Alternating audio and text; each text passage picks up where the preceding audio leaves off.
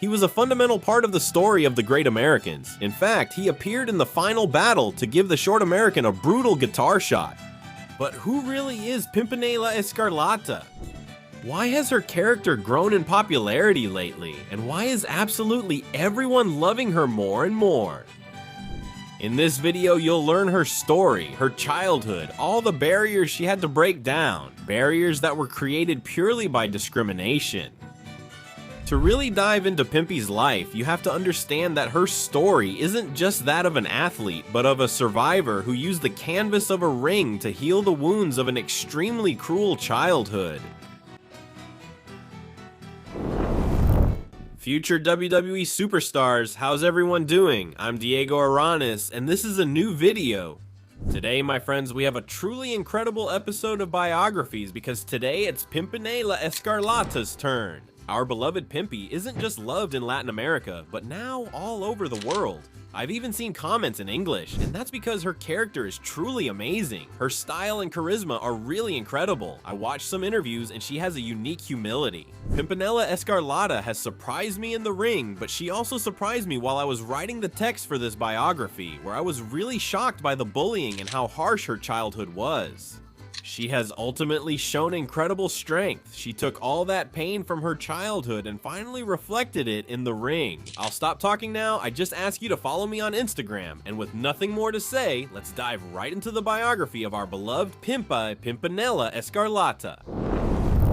Who brings our beloved Pimpinela Escarlata to life? Escarlata is Mario González, who was born on April 18, 1969 in Delicias, Chihuahua, but his identity was forged in the Comarca Lagunera.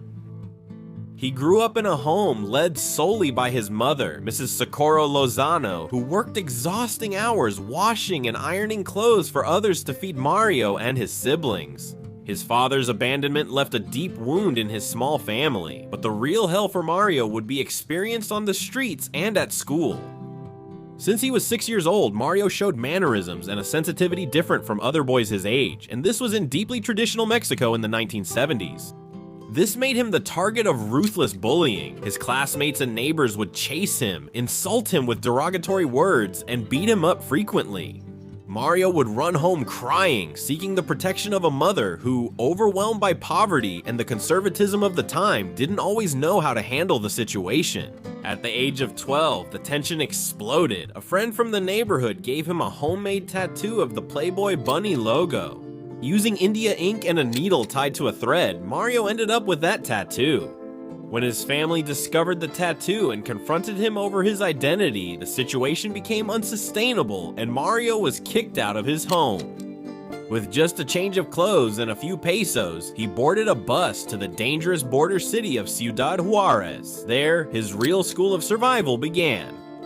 With no money for decent housing, he ended up sleeping in communal rooms in tenements and even outdoors, enduring the freezing temperatures of the Juarez winter. To eat, Mario entered the world of construction as a mason's helper, carrying bags of cement and mixing sand, working in carpentry, assembling structures for sofas, and later he started working at Las Pelsas, operating heavy machinery during night shifts. Desperate? For hours, these experiences, far from breaking him, toughened his body and his character.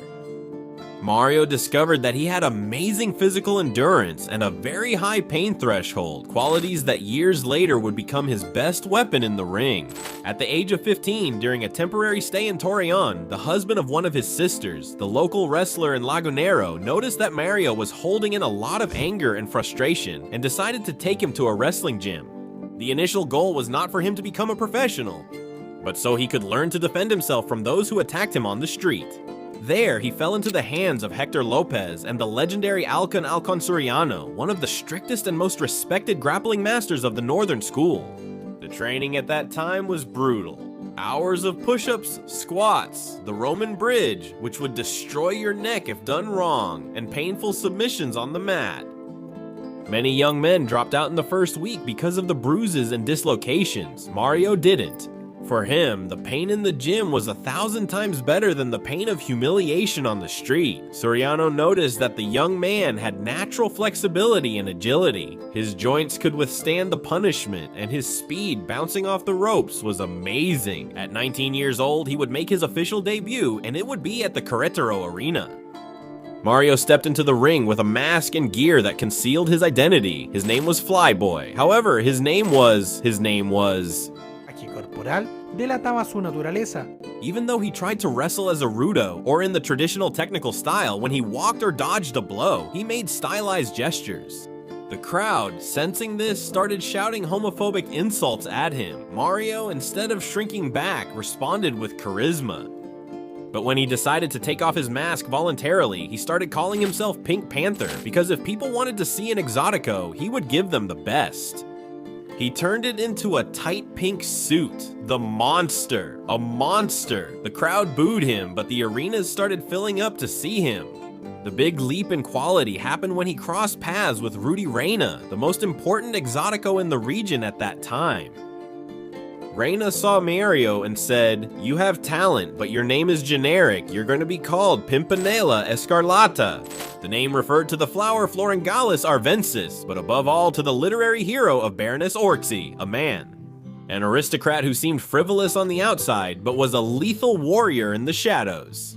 In 1991, Rudy Reyna brought Pimpinela together with another young talent from the region, May Flowers, a wrestler of enormous height and strength. Together with Reyna himself, they founded the faction called the Locus del 91. Monterrey was known for having the toughest, most macho, and most demanding fans in the north of the country. When the Locus del 91 arrived at the Coliseo Arena in Monterrey, the promoter looked at them with disdain in the locker room because of their sequin robes, fake eyelashes, and heavy makeup. He refused to let them get into the main ring, arguing that it was a family show for strong men. Pimpinela confronted him politely, but firmly. "Let us go up for the first round. If people don't like it, take us down and don't pay us a single peso." What happened that night became part of Monterrey's history. As soon as the whistle blew, Pimpinela and My Flowers didn't resort to cheap comedy. They showed impeccable holds, suicidal dives outside the ring, and tough moves that left the local wrestlers bleeding. The audience went from insults to amazement, and from the shadows to a standing ovation. They ended the show being carried out on shoulders. In 1992, Antonio Pena broke away from the World Council to found Triple AA. Pena wanted television, drama, vibrant colors, and characters that connected with popular Mexico.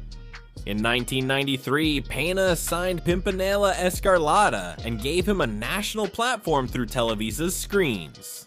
Unlike the World Council, where the exotics were seen as a comedic interlude in second or third matches, Pena placed Pimpinela in main events and semi-main events. It was here where the psychology of his character in the ring was refined. Pimpinela didn't just walk to the ring, he put on a full runway show interacting with the men in the front rows, often scaring them or stealing kisses, and giving flowers to the women. He created one of the catchiest phrases on Mexican television in the 90s. When a giant heel like Abismo Negro or Cybernetico tried to intimidate him, Pimpinela would look at the camera, shrug his shoulders, and say in a high-pitched voice, "I'm scared." Meow, provoking laughter from the audience before surprising his opponent with a slap or a trip. The kiss of distraction was used as a legitimate technical move within the wrestling storyline.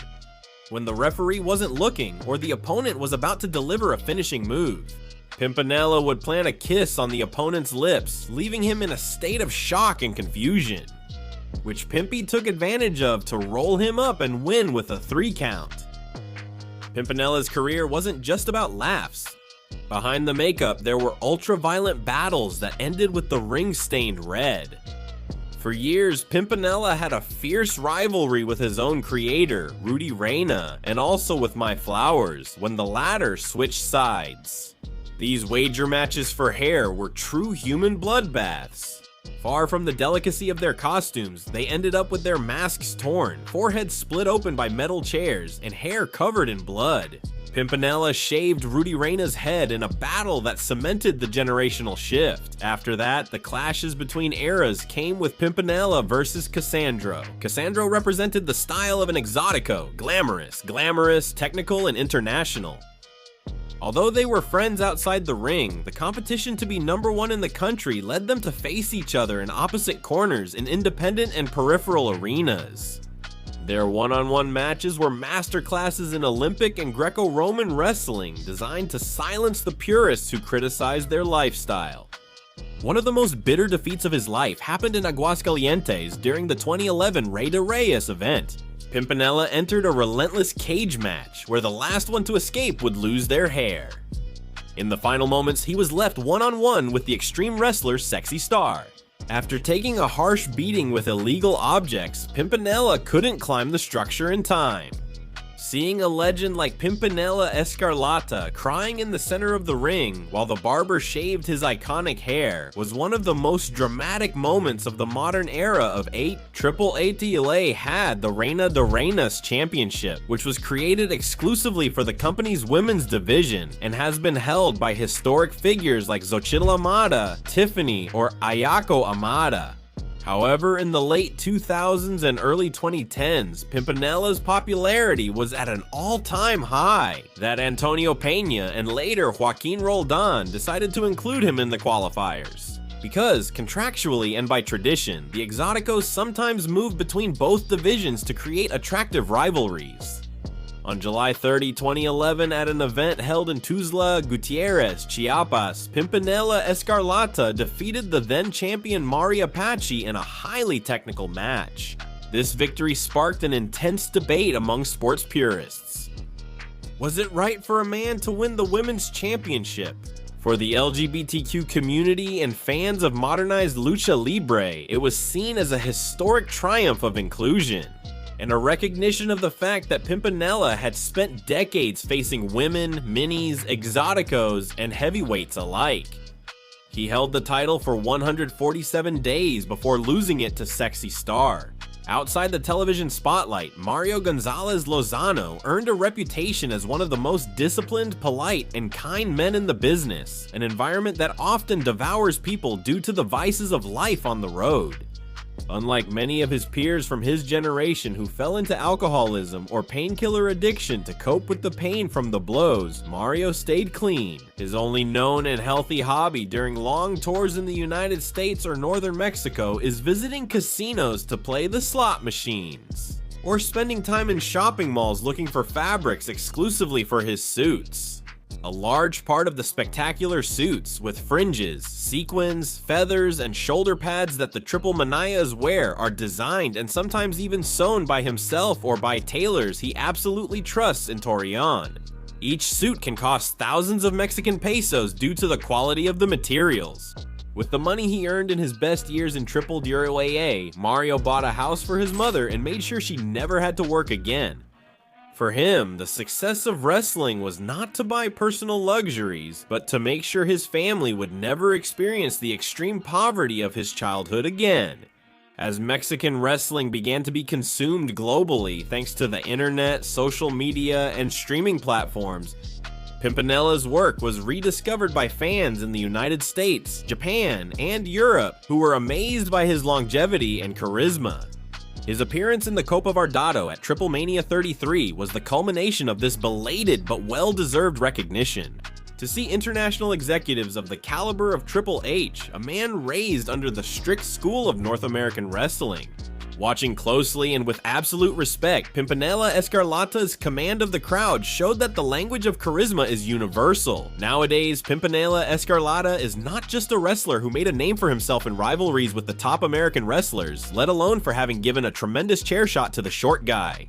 Pimpinela Escarlata is not just an active wrestler who continues to travel through the independent arenas of Mexico, he is a living treasure of Mexican popular culture. The man who turned insults from the crowd into the biggest ovation of the night. That is Pimpinela Escarlata.